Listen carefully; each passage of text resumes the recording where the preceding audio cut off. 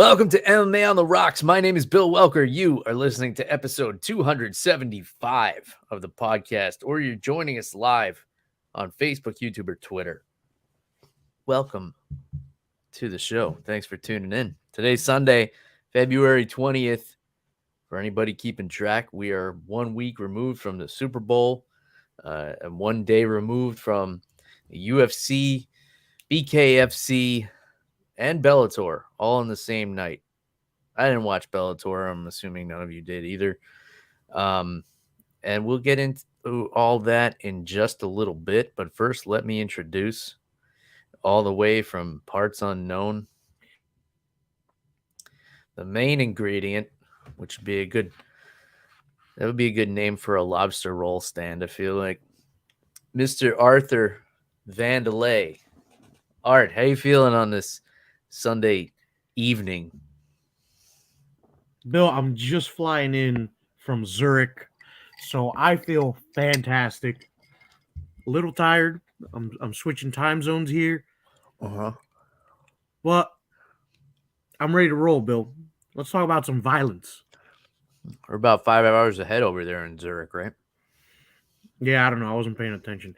But Bill, I know you're just flying back from New York, so I need a damage report. Yeah. Jeez, it seems like it was already weeks ago, but I guess I was still in New York for the last episode. Flew back on Monday on Valentine's Day and just tried to get back into the swing of things. Kiddo transitioned pretty well back into school.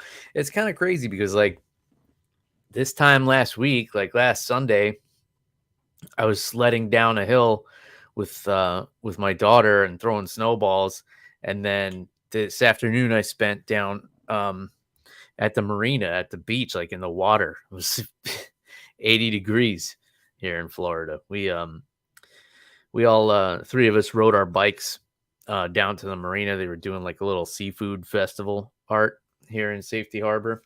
It was nice, but the lines for food were way too long. And then I wanted to get a beer, but I waited online for a beer, and they're like, "Oh, well, you need to go get a wristband first." And it was like all the way at the other end. So then I get the wristband, and then I go back, and they're like, "Oh, well, you can't pay for beer with money. You have to buy tickets." So then you got to get online and buy tickets, but then the tickets only accepted cash, and then the ATM was on the other side of the marina. So I was like, you know what? I don't want a beer that bad.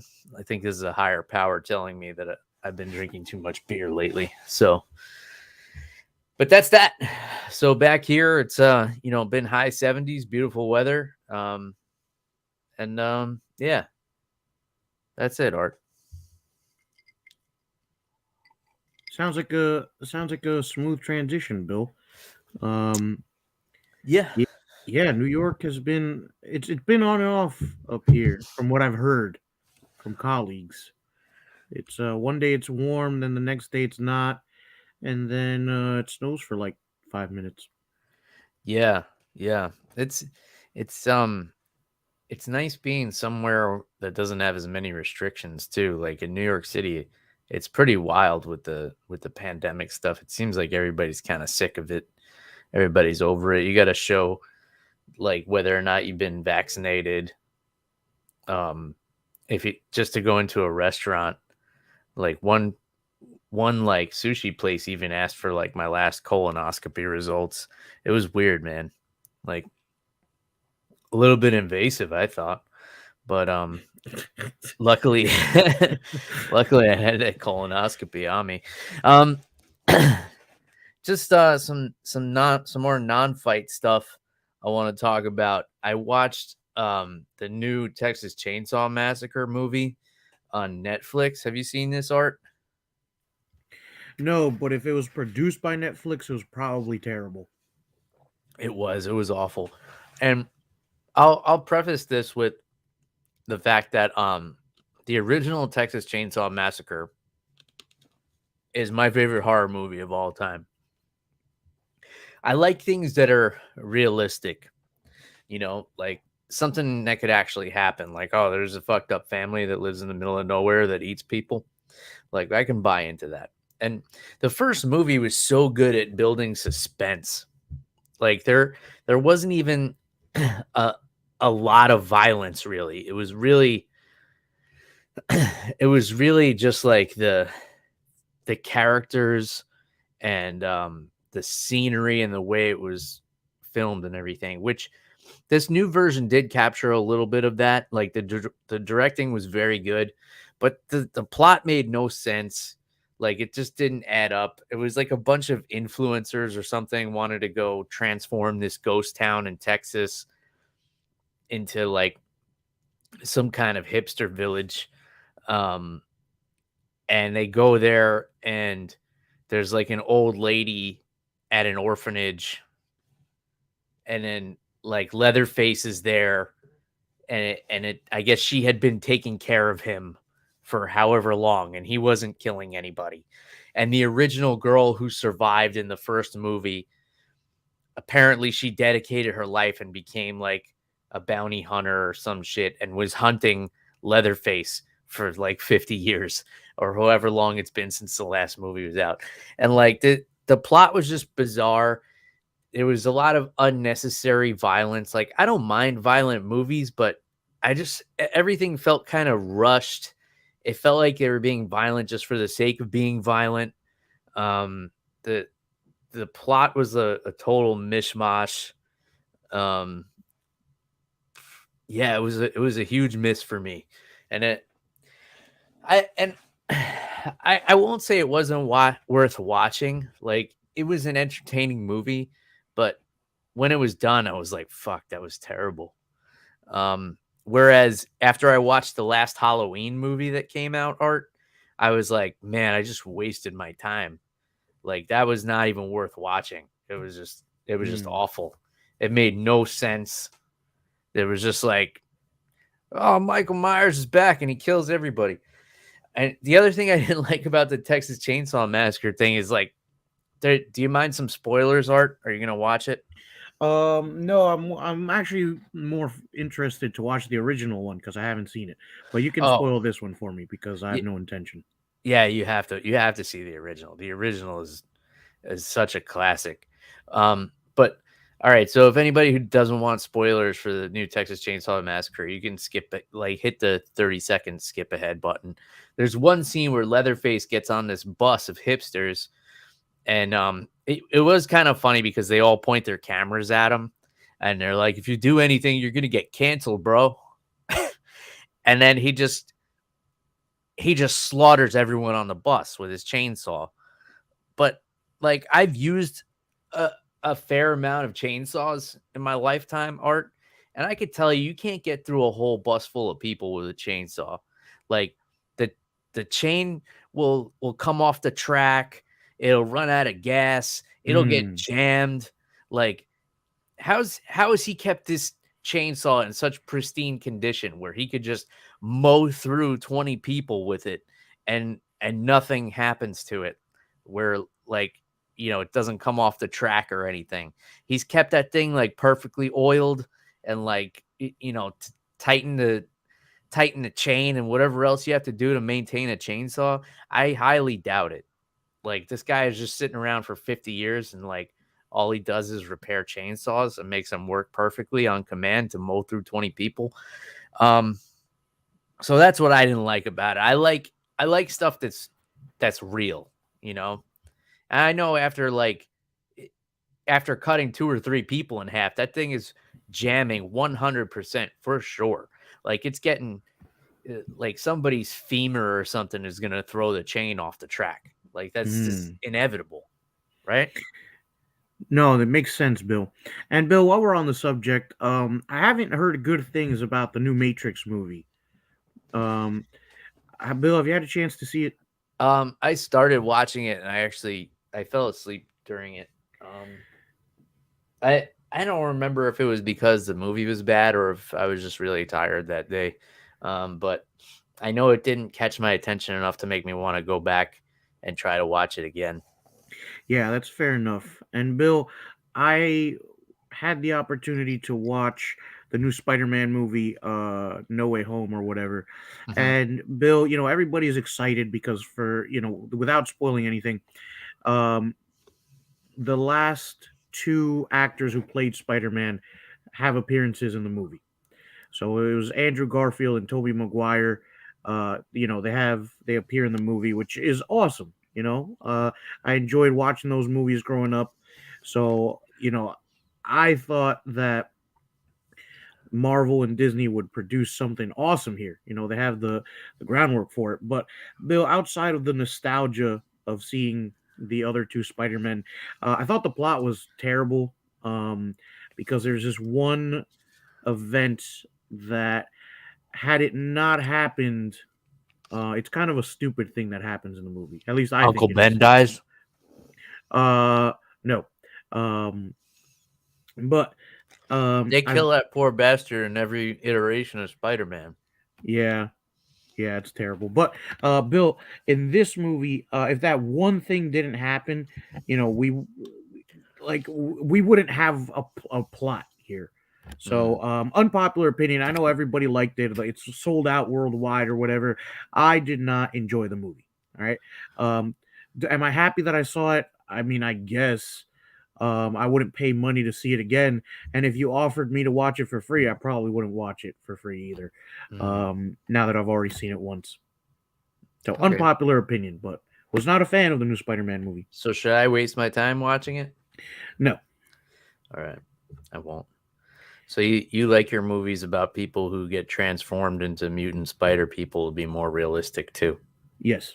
Okay, gotcha. We're on the same page. All right. Was there anything else? I feel like there's something else. I watched the Super Bowl. Did you catch the Super Bowl, Art? No. When Tom Brady's not in it, Bill, I don't even know if it's a Super Bowl. Is it even a game if Tom Brady's not involved here? I mean, it has to be like one of the most one of the most boring matchups, like the Bengals and the Rams. Like nobody's gonna remember that the Rams won the Super Bowl. I had to think about it for a second. I had to pause and think like who played the Bengals last week, but I thought it was an entertaining game. I actually thought the halftime show was really cool. If anything, it was worth it just to understand all the memes that came out of the halftime show. Between like 50 Cent hanging upside down. And it was really good. Dr. Dre did like a Tupac cover. Nice. And that was he did a really good job. It was cool. They had like this setup. I don't know if you saw any clips from the halftime show, but this setup, it was like a big, I don't even know how the hell they built it in 5 minutes, but it was like a big like RV kind of thing. It looked like the tomb from the Legends of the Hidden Temple show that used to be on Nickelodeon. And the rappers are all like going through the different rooms trying to put together the silver monkey and shit. It was good. Man, that's funny. Yeah, so that was that. Man, dude, the Super Bowl feels like it was a year ago. That was just a week ago today, right? Yeah, it's been a long week, Billy. Not all of it good, but here we are. We made it to another Sunday. But Bill, yeah, I wanted the Rams to lose so bad, because Bill, as you know, I'm a fan of Thomas Edward Patrick Brady Jr.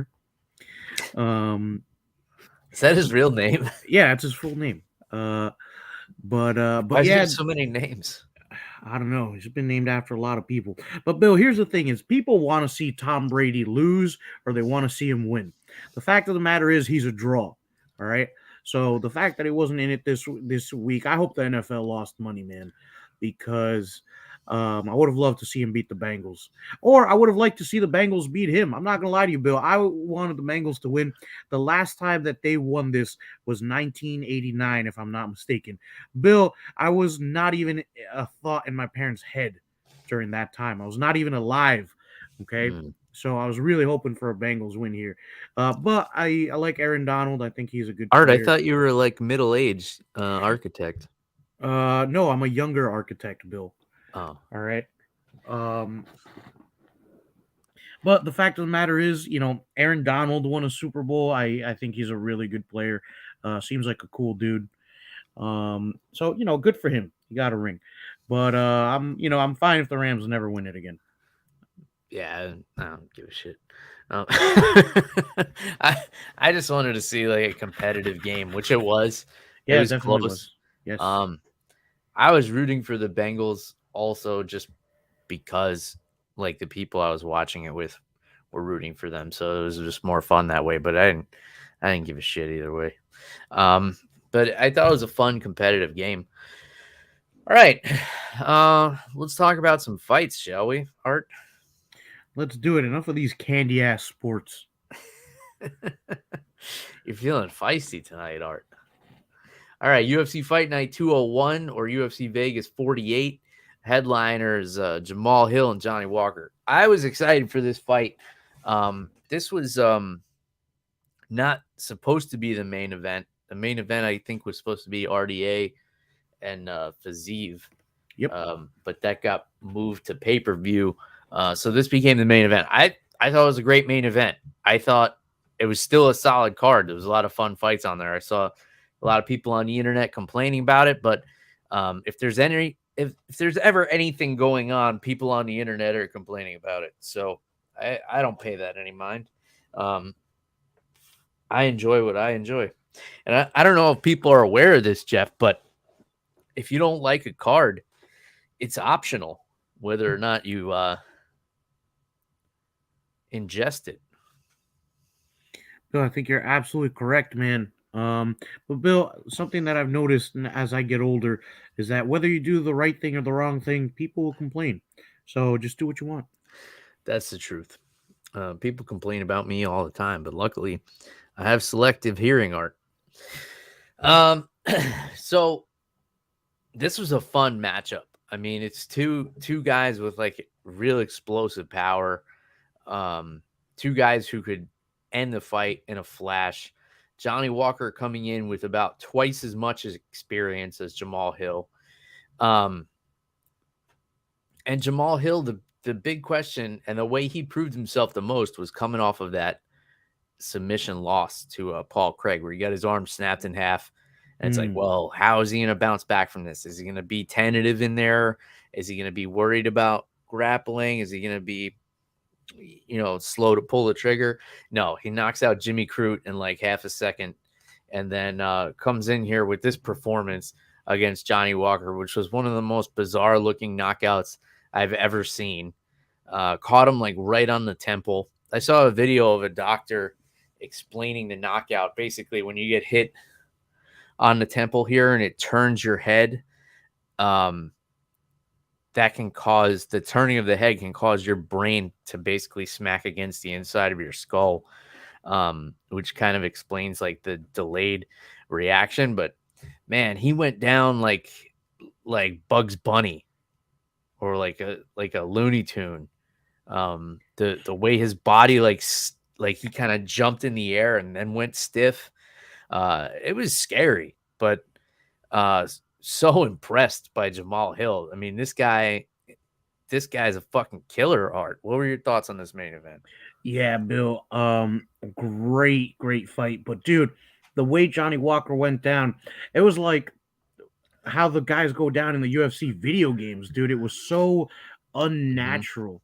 It was a little scary, dude. It looked like Johnny Walker's brain just shut off for a sec. But man, Bill, credit to Jamahal Hill, dude. In the one clinch scenario that they were in, Jamahal Hill was able to get his underhook, was able to pummel, and Jamahal Hill, he wouldn't bite on whatever Johnny Walker was giving him. Because Johnny Walker was trying to kind of circle towards a certain way so he could land that right head kick, but Jamahal Hill wasn't having it, and dude, it was just a great finish, man. The way he ducked under and they kind of hit each other at the same time, dude. Great fight from Jamahal Hill, and you could tell, man, everything that he was throwing was hitting Johnny Walker with power, man. But Bill, what do you do with Johnny Walker here? He's been more cold than hot lately. Mm-hmm. Yeah, that's a good question. Um, just to stick with Jamahal Hill real quick though. I liked in the build up to this, I saw a clip of some behind the scenes thing, and he was saying how I guess it's Black Lion Jiu Jitsu is his gym, but in Michigan, he was saying how he has been with his same team the whole time. He's like, everything I've ever learned about fighting, I learned here in this gym. So he seems like a really loyal guy. That's really cool. And he was also on the same episode of Dana White's Contender series as my buddy Billy Quarantello.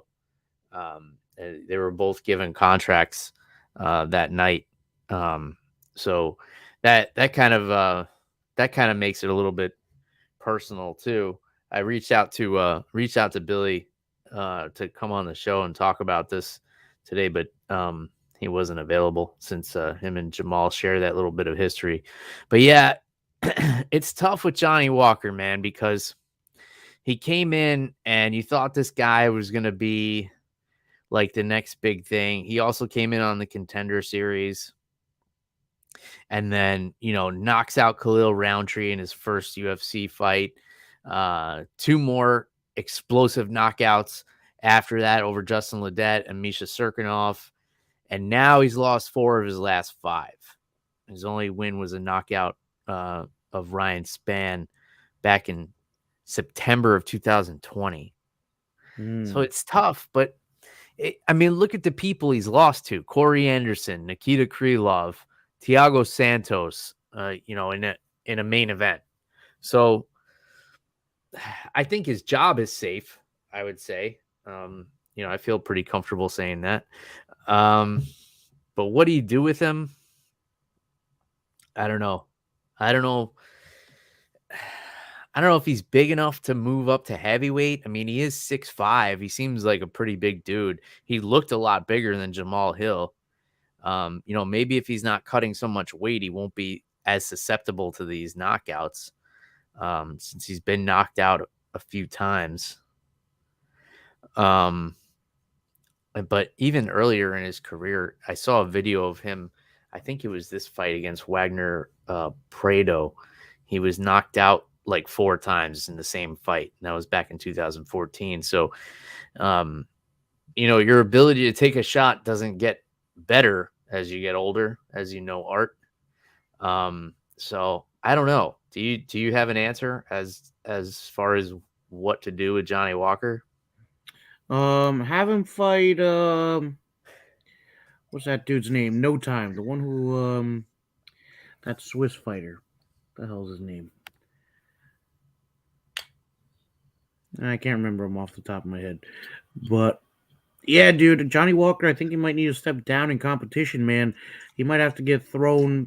He might have gotten knocked so hard that he's going to end up on the prelims. Yeah. I don't know about that. I imagine he's probably under like a pretty lucrative contract.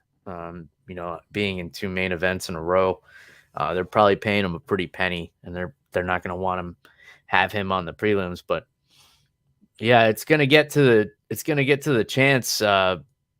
It's going to get to the point pretty soon where he's going to be fighting for his job,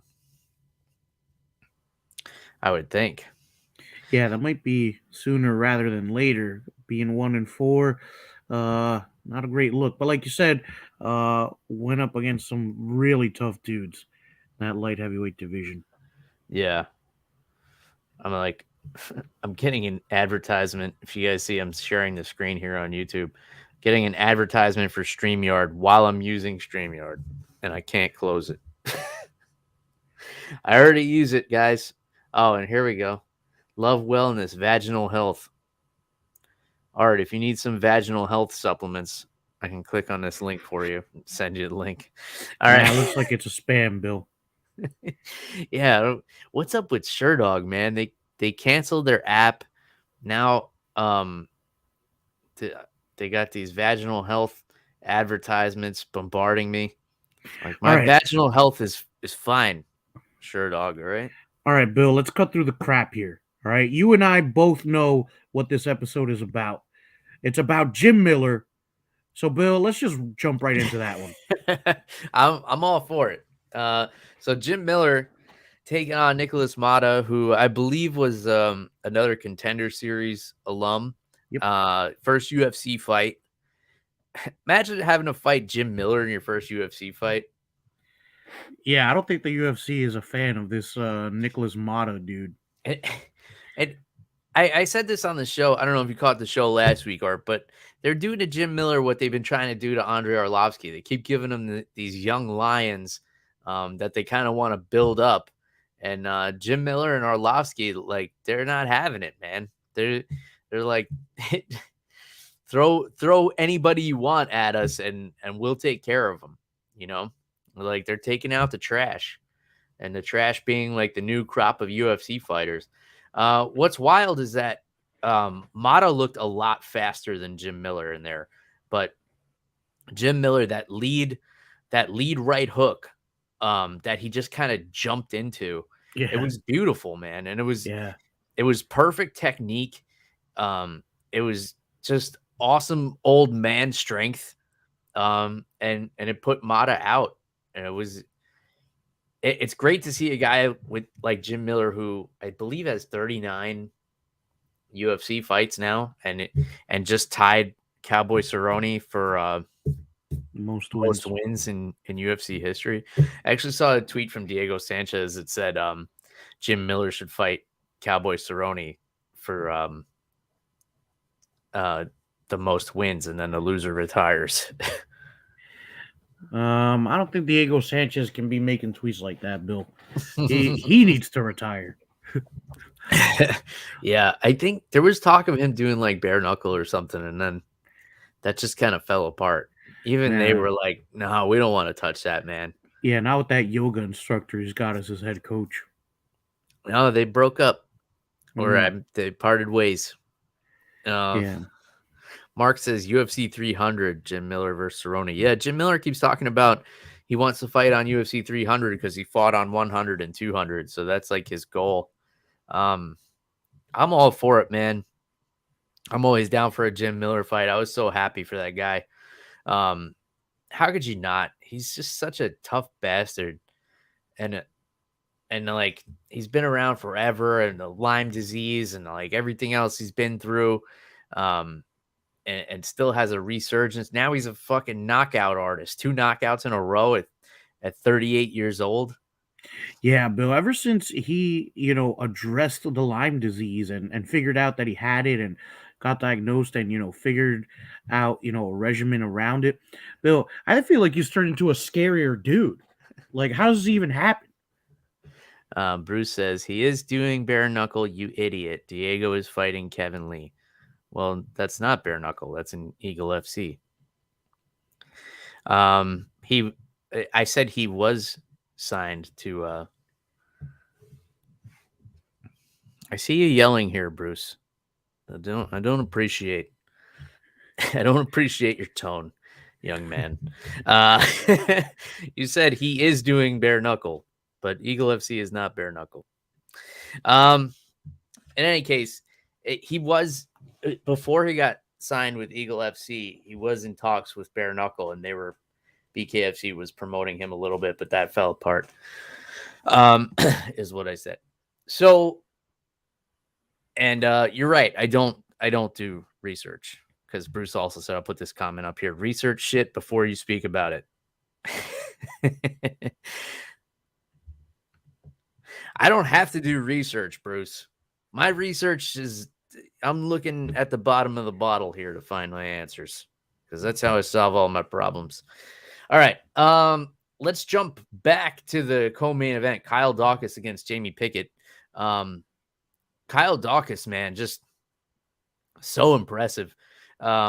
Unfortunate circumstances in his last fight with Kevin Holland with the headbutt, and it should have been a submission win for him, but they used the instant replay to make a bad call.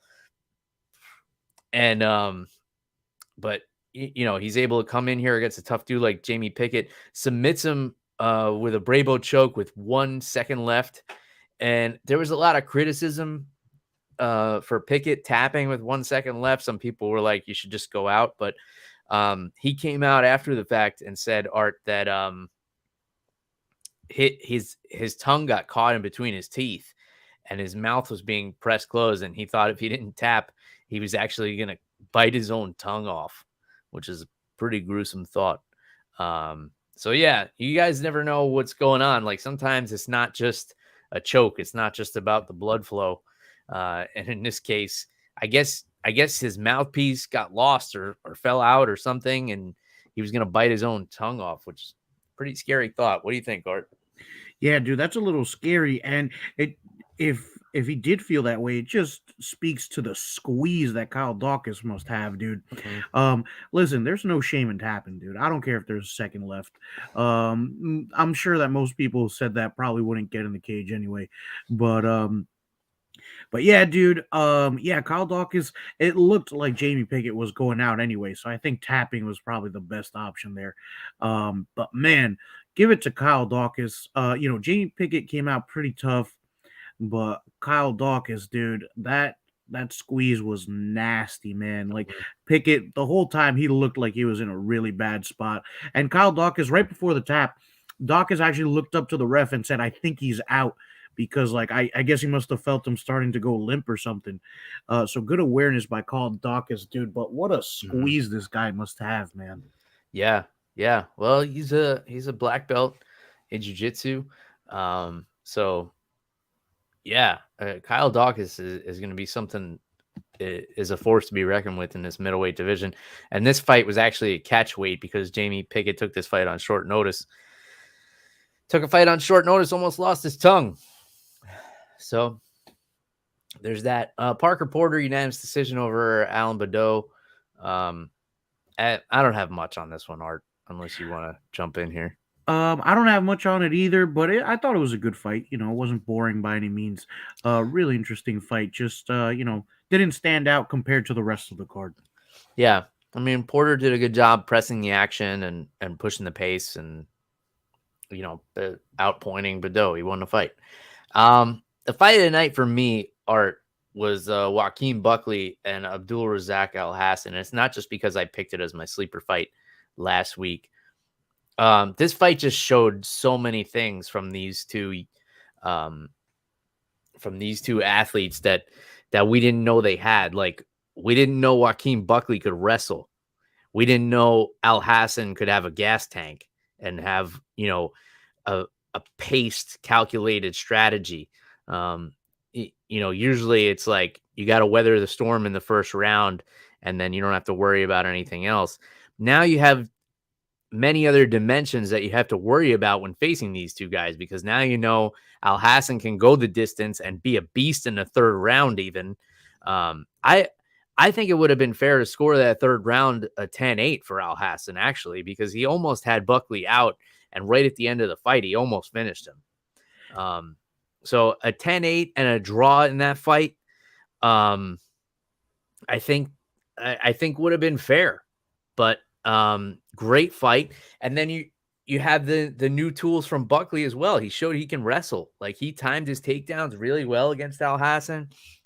He tried to weigh on him, make him carry his weight to tire him out, but Alhassan shows that he's got a gas tank now. Give me your thoughts, Art, and what's up to the MMA holes? Nice. I love that name for a podcast, MMA holes. That's awesome. But dude, Bill, I agree with you 100%. I actually thought that third round was a 10-8 for Alhassan as well, because when that round ended, man, Buckley, I don't think he wanted anymore, man. And it looked like the ref could have maybe stepped in once or twice, especially with the ground and pound that Alhassan was using at the end, throwing in the elbows and hammer fists. So I could have seen that as a 10-8 for Alhassan. I felt like a draw would have been a really good decision for this fight. But yeah, Bill, what a great fight, man. Alhassan, like you said, came back in that third round, and I don't think Joaquin Buckley expected it either. But I don't think Alhassan expected to be looking at the lights off of takedowns from Buckley, man. This fight was awesome. Great way to open the main card, Bill. Which unfortunately, I was in a couple of meetings yesterday, so I only caught the main card. But wow, just what a fight from both of these guys. Yeah.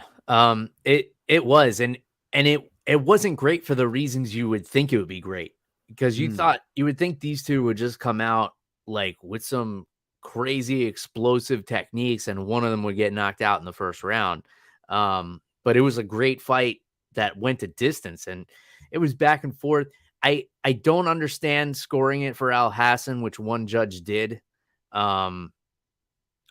But other than that, like, if it had been scored a draw, I think that would have been totally reasonable. I watching it, I was thinking I would have probably given Alhassan a 10-8 in that third round. And then after the fight, when they're both laying on their backs, looking up at the ceiling, that was just a classic scene, I thought. And I'm looking forward to some good memes coming out of that one.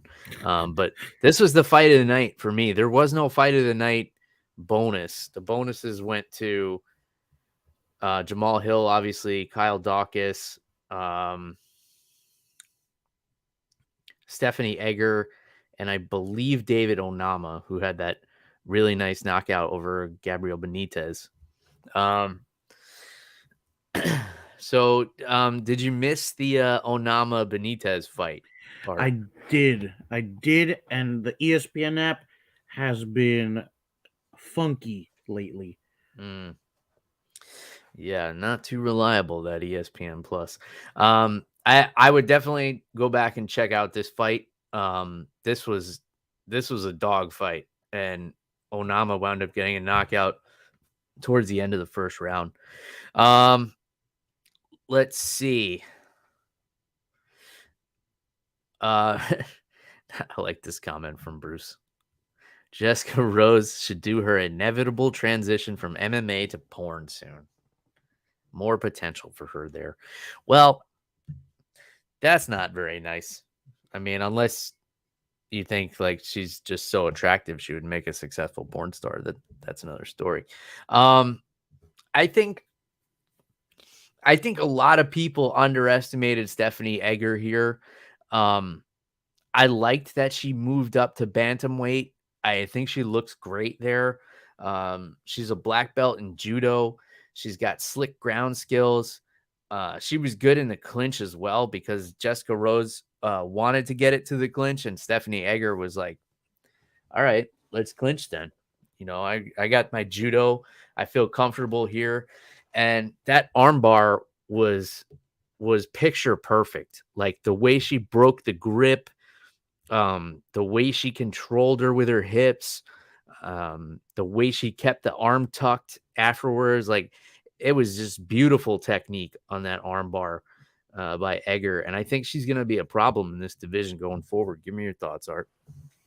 Yeah, Bill, it sounds like it. I mean, Jessica Rose Clark, I know she's not had the best go of it lately, but she's definitely a tough customer, man. I feel like she's someone who absolutely deserves to be in the UFC. And Bill, if she made an OnlyFans, I don't think I'd be too upset at that either. But the point is, definitely a stiff test for Stephanie Egger. And Bill, I'm actually watching Benitez versus Onama at the moment on ESPN Plus, because the app wasn't working when these fights were live, Bill, but it's okay now.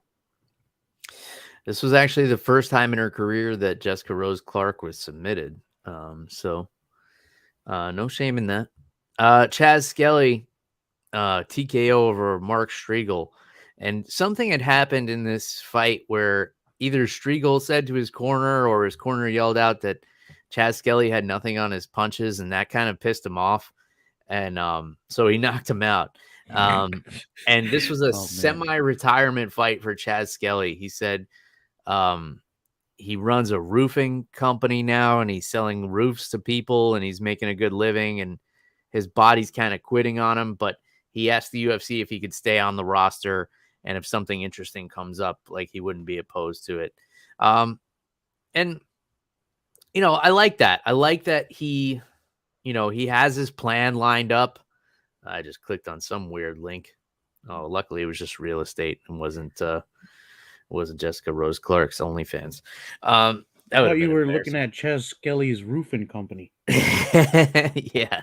I'm trying to click out of this ad, and the X was like, this isn't an illegal stream. This is like an actual website where I'm just trying to get some information. I need to stop using SureDog. I think I've been using SureDog like since I've been watching MMA.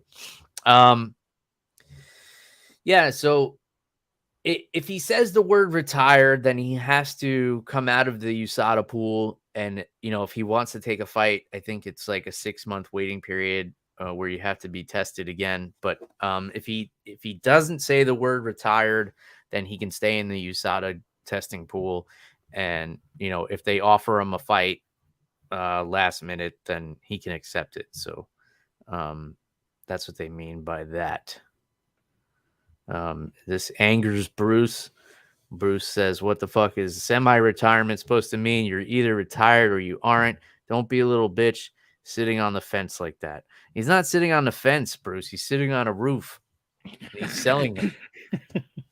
It So sounds like he's sitting on a pile of cash if the roofing business is good. Yeah, right. The roofing business is good. Yeah. So I've always enjoyed watching Chad Skelly fight. I mean, the dude is just he's a scrapper, man. Yeah, he's Um, one tough dude. Love Chaz Skelly.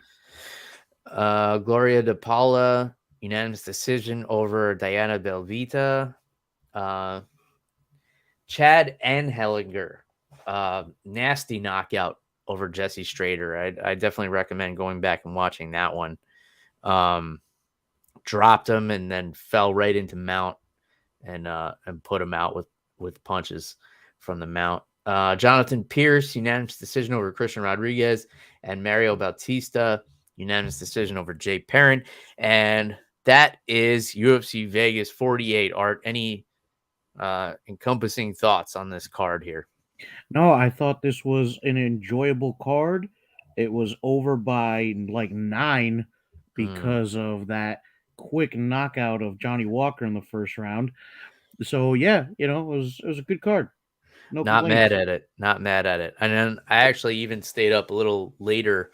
I had the fire pit going last night, so I was sitting outside with a cigar and my laptop. So since the UFC ended and I still had some of my cigar left, I still had a little whiskey in my glass. I switched over to BKFC just in time to catch Chad Mendes knock out some dude. I don't even know the name of the guy he was fighting, to be honest. But Chad Mendes looks ripped. Steroids And will do that, Bill. yeah, they will. Yeah, they will. I mean, I think if you're gonna do bare knuckle boxing, like you should, like I would be taking everything. I would say, like, give me everything. Give me the EPO. Give me the picograms. Give me all of it. Like, put it all in me, and then we'll see what happens. But Chad Mendes getting a knock. He knocked this dude out like 3 or 4 times before the dude was finally not able to continue anymore. Which, like, the standing 8 count is such a dangerous thing. So there was that, and then the main event was my buddy Julian Lane and Mike Perry. Oh, that's a good. Oh, Yeah. Mike Perry looked. This was it was at 175 pounds, but this was actually, to me, it was the leanest Mike Perry had ever looked. Which, cocaine is a hell of a drug. yeah. Lose weight without dieting.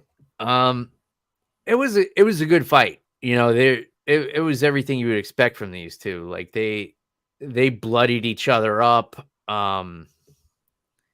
They were, there was bad blood for a long time between these two. They got into a little scrap at the last BKFC event I was at that I covered, which was, I don't remember what, the one that was in Tampa.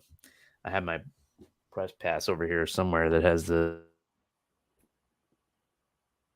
Lane had like thrown some papers at Mike Perry, and then Mike got up and started throwing punches, and there was bad blood.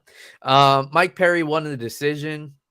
I don't know how the hell you would have scored this fight anyway. Like these guys were both a bloody mess at the end of it. It was, it was good. For me, I think I decided last night 5 rounds is too many for bare knuckle. Like just make it 3 rounds and raise somebody's hand after that.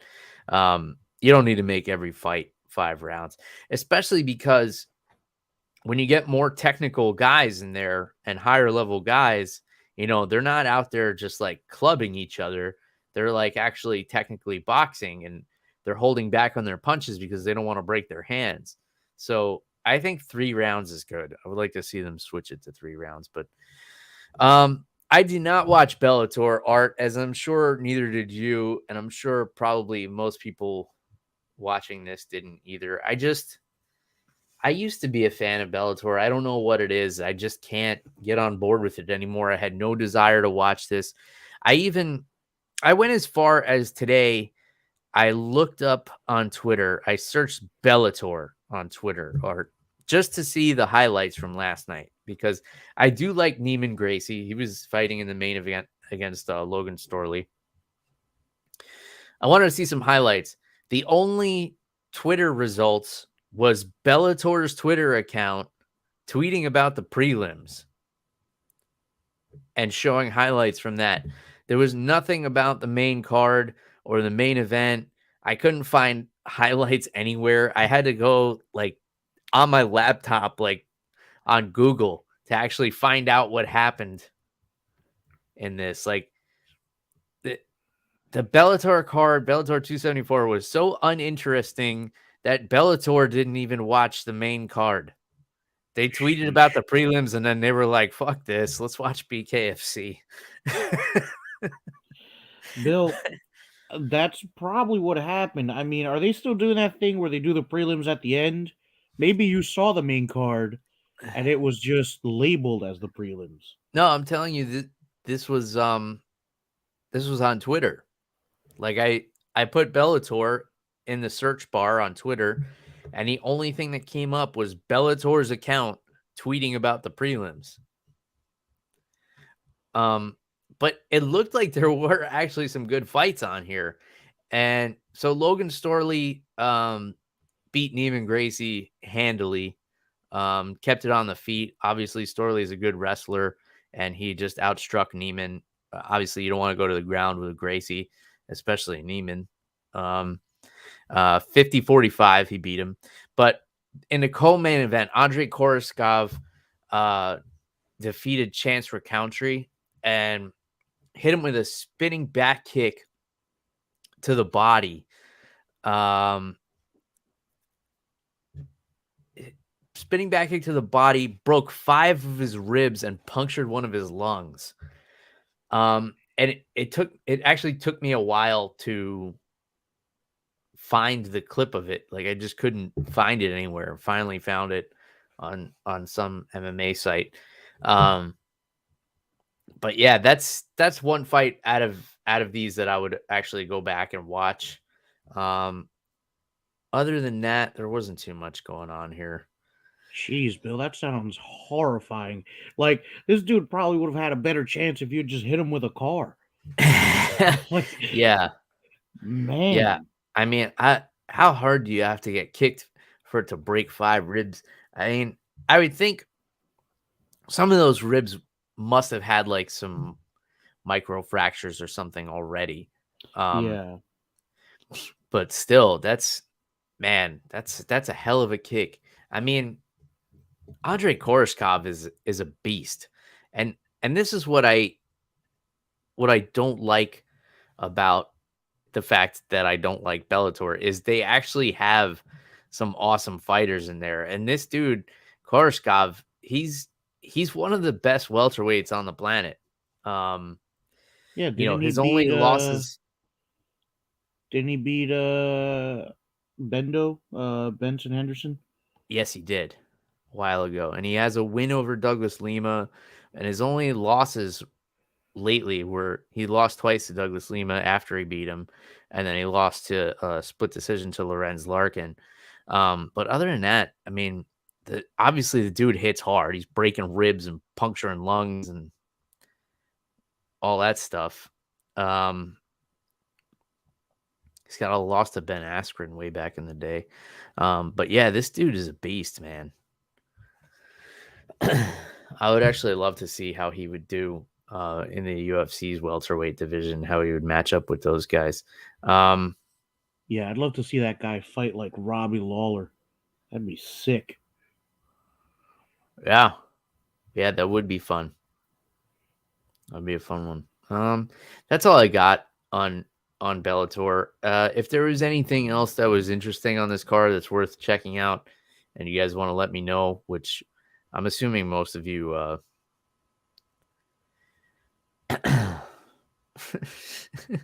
he's getting distracted by Bruce's comments over here.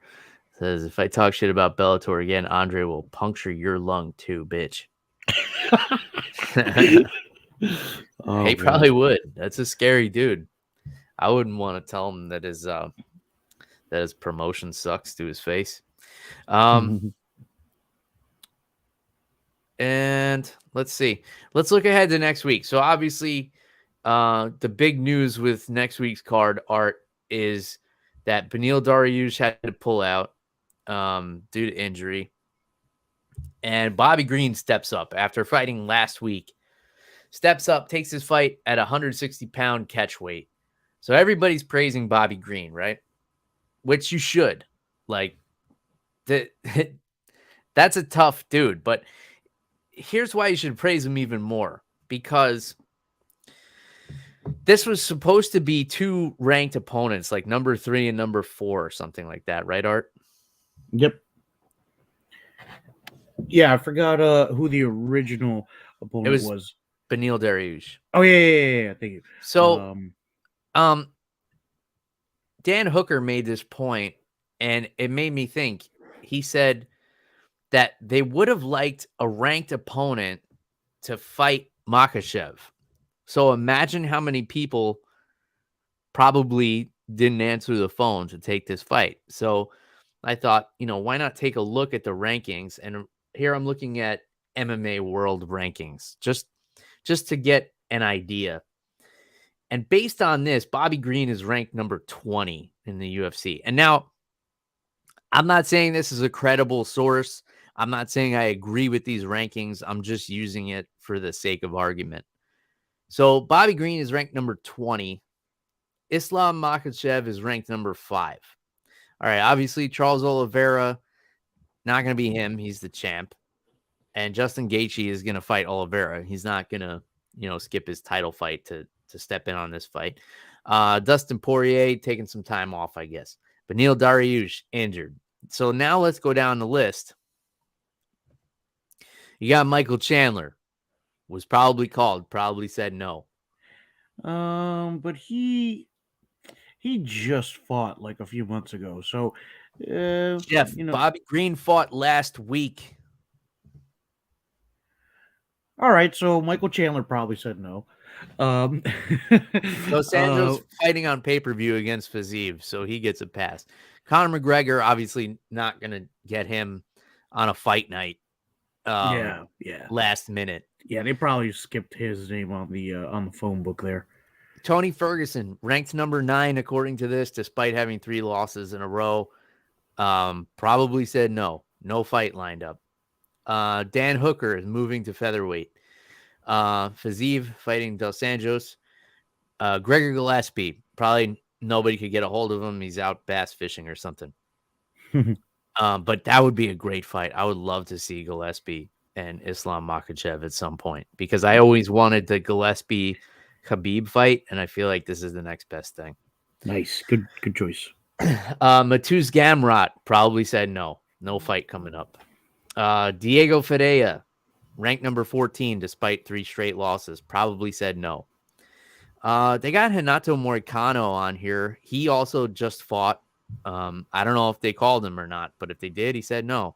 Brad Riddell, Damir Ismagulov, Joel Alvarez, Thiago Moises, And then whoever's job this was is like, well, fuck it. We got to call Bobby Green now.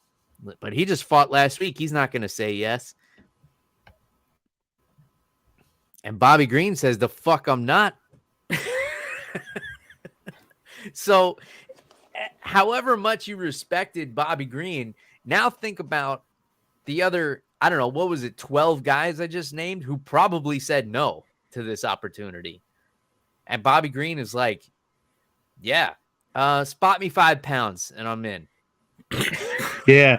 He's like, let me just give me 5 pounds and I'll fight him. Yeah. Dude. It's like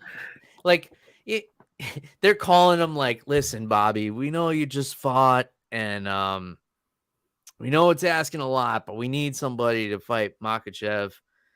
And Bobby's like, can you give me 5 pounds? And they're like, that's all? I was like, these other 12 guys either didn't answer the phone or they just laughed at us and hung up. So how do you not respect Bobby Green here? I mean, obviously he's not going to be a favorite in this. Since especially not just because Makhachev is ranked so high, but because nobody wants to fight this guy. Art. Yeah. Like this is a scary man. Nobody wants to just get smothered in there, and you can't even make the argument that Makhachev is a boring fighter or anything. I mean, the dude finished his last 3 opponents who were all ranked. All right, so I guess you can cross Thiago Moises off because he lost. And then you have, looking back on here, I skipped over.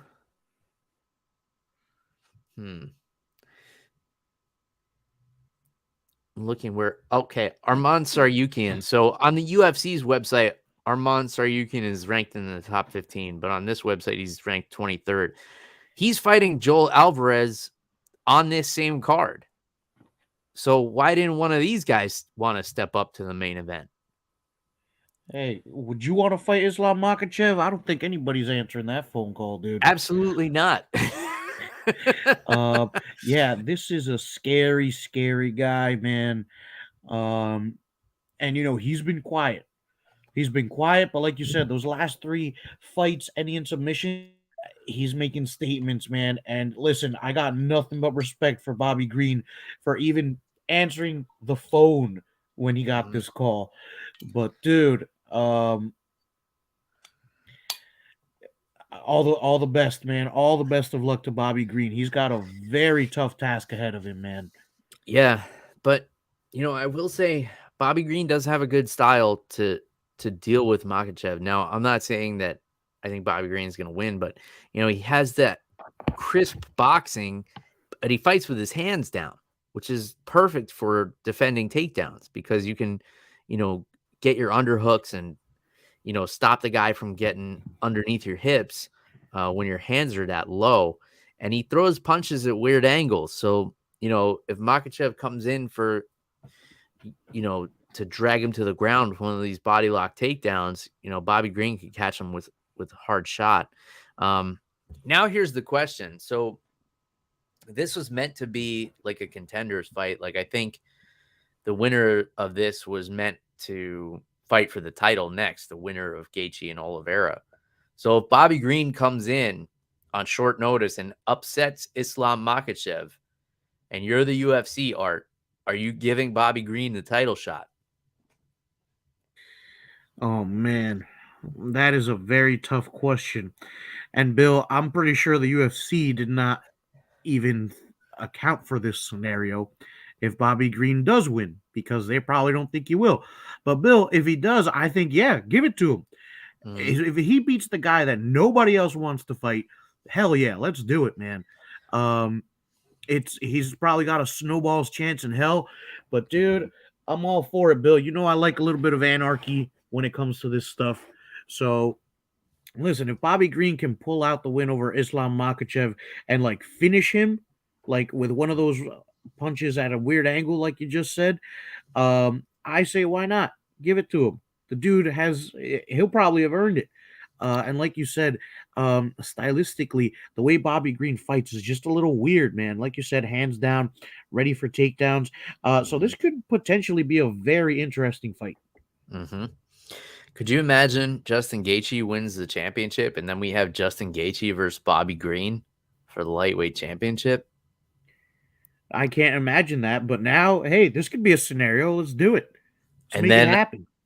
the co-main event could be Makhachev and Gregor Gillespie. This is like putting my dream card together here. And then let's put Charles Oliveira and Beneil Dariush together while we're at it. I think I, this I is yeah, I like where this is going. an all lightweight main card. I think that would be fun. Who else? Who else can we put on this card? We definitely have to get Edson Barbosa in there. Maybe have him fight Michael Chandler. I don't know. Barbosa is back at 45 now, I believe. Oh, in that case, we could have Chandler versus now he already Brad fought. Riddell would be fun. Um, I was even thinking Tony Ferguson, but Brad Riddell could be a good fight too. Yeah, Tony Ferguson too. Let's throw Conor McGregor on here. You know, I was thinking the other day, like I really have no desire anymore to see Conor McGregor compete. Like I'm kind of over it.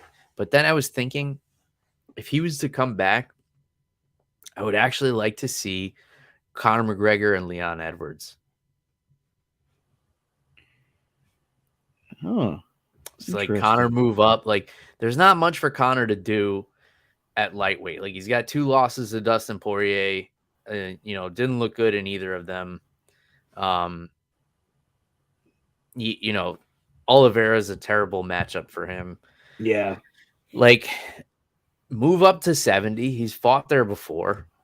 And have a fun fight with Leon Edwards. I think that would actually be like a really fun match. And really the only way I'd want to like there's nobody looking at the lightweights, there's nobody I care to see Conor fight.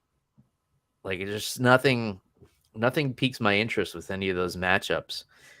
And you have to have him as a main event because you're paying him millions of dollars. So why not Leon Edwards? Let's take a look at the rest of this card though, Art, because it's actually pretty good card. Co-main event: Misha Serkinov and Wellington Turman. Serkinov is one of these guys that I feel like does better than he has because I was looking up his record earlier and he's been struggling of late. Lost 4 of his last 5, I believe. Wellington Turman, hot and cold as well. But I think this is a fun fight. I think these are 2 tough dudes that are, pretty evenly matched here, and I think it's going to produce a pretty fun co-main event. What do you think, Art? Yeah, dude. Misha Shirkinov, a tough customer, and Wellington Turman, no slouch either. His record is not terrible. But yeah, dude, this could be a really good fight at middleweight. I'm liking that one. Ji Yeon Kim against Priscilla Cachoeira. That's a fun flyweight matchup. And then, as I mentioned earlier, Arman Tsarukyan against Joel Alvarez. Fun lightweight fight. You got to think, though, Art, like both of these guys probably didn't want to step up to the main event here. They were probably the first 2 in the Rolodex when it came to this. It's like, well, who are the lightweights that are on this card that are ranked? Well, we got Tsarukyan and Alvarez. Unless, the only way all these people get off the hook is if Dariush drops out and Bobby Green calls, Sean Shelby or whoever's in charge of this and is like, give me that fight. I want Makhachev. But I don't think it went down that way. I think they called all 12 or 13 of these guys and they got 12 or 13 no thank yous. Which, I'm not judging. I'm just here to present the information. Sit back and have a drink while you all process it. But there's that. But I think, despite all of this, Saryukian and Alvarez is a really fun fight. Saryukian's super tough. Fought my buddy Matt Frivola. Really good grappler. Armen Petrosian versus Gregory Rodriguez. I'm just gonna go through the rest of these, Art, and you tell me what jumps off the page to you. Zhu Rong against Ignacio Bahamondes. Josiane Nunez against Ramona Pascual. Terrence McKinney, who we know made his UFC debut with that 7-second knockout, facing Fares Siam. Jinyu Frey against Hannah Goldie. Alejandro Perez against Jonathan Martinez. Ramiz Brahimaj against Michael Gilmore. And Victor Altamirano against Carlos Hernandez. What's jumping out to you here, Art? Bill, definitely that Terrence McKinney fight. Like you said, a lot of knockout power. I'm also liking the Priscilla Cachoeira versus Jiyeon Kim fight. I think that'll be really good as well. I'm looking at this Alejandro Perez and Jonathan Martinez fight. For some reason, I have a feeling this one is going to be fireworks. So I would keep an eye on that one, folks. Maybe I'll make that my sleeper pick. But yeah, it's a fun little card. Hopefully this is another early one. And then the following week we got Masvidal and Covington. So some fun things on the horizon here, Art. Yeah. February into March is looking good. It certainly is. I'm just gonna browse real quick here, see if there's any headlines worth mentioning. Is there any news that you heard about, Art, that you wanted to bring to the table? Bill, I have nothing for you at this time. All right. Well, let's see. Talked about Jamie Pickett biting off his tongue. And yeah, that'll do it. Man, Jamahal Hill. What a talent, man. This dude's a problem for anybody in this division. And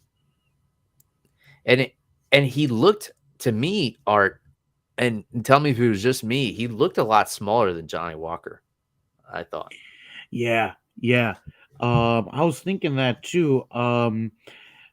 Johnny Walker looked like a light heavyweight, whereas Jamahal Hill kind of looked like a middleweight getting in there. Yeah, there's a good size differential there. Yeah, so that's what makes me wonder if, there's a possibility. I feel like if John Jones can move up to heavyweight, Johnny Walker can move up to heavyweight. Because I feel like Johnny Walker has a little bit bigger of a frame, and then, might help him, going in there with a fully hydrated brain. But it's got to be tough, man. When you're getting hit by guys this big at this level, like, that's just tough, man. That's why the longest title reign at heavyweight is 3 or whatever it is by Stipe. It's just because, the bigger these guys are, like it doesn't take much to shut that brain off. I mean, these guys hit so fucking hard. Let's see. I think I covered everything. Texas Chainsaw Massacre.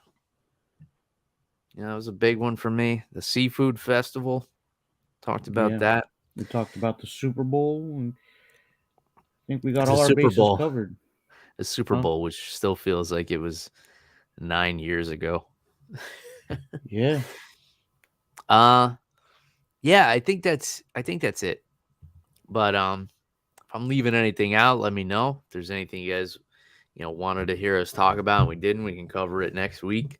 In the meantime, if you want to grab some MMA on the Rocks merchandise, you can do so through our friends at Team Reaper.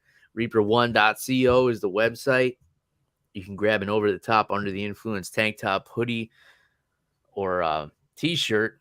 I still don't have one of those hoodies, and winter's over here in Florida. We had our 3 weeks of winter, and it was almost 80 degrees today. So I guess I'm not going to need one of those hoodies for a while. But, if you guys live somewhere where you're getting these blizzards and everything, make sure you order 2 hoodies, because your girlfriend's going to steal one.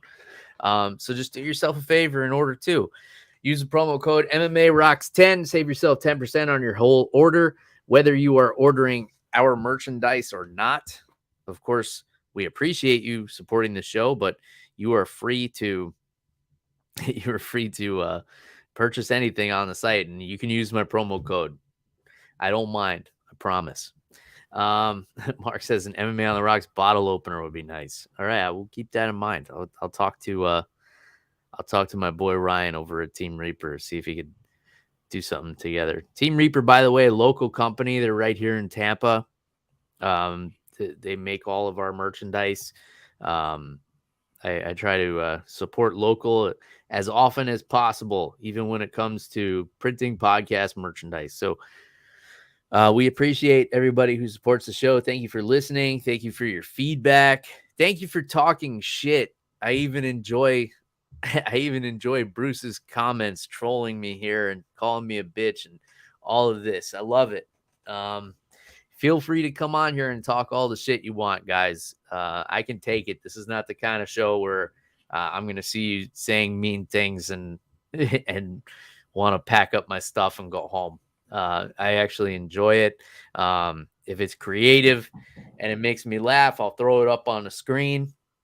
Same thing with your reviews. If you leave us a 5-star review and you make it funny, I will share it and read it on the show. So please do leave a review wherever you are consuming the show, whether it's on Apple Podcasts or Spotify, Google Play, and all the rest. Your reviews are appreciated. Your comments are appreciated. Your shares are appreciated. Even your shit talk is appreciated here, folks. We love it all. So bring it on every week. Thanks for tuning in. Until next time. Oh, if you want to get a hold of that guy, Jeff the Animal Wilson, who used to be on the show, you can't. But you can send me a message at MMA on the Rocks, and I'll make sure he gets it. Art, thanks for your time, my friend. Thank you for having me, Bill. Always a pleasure. All right. Until next time.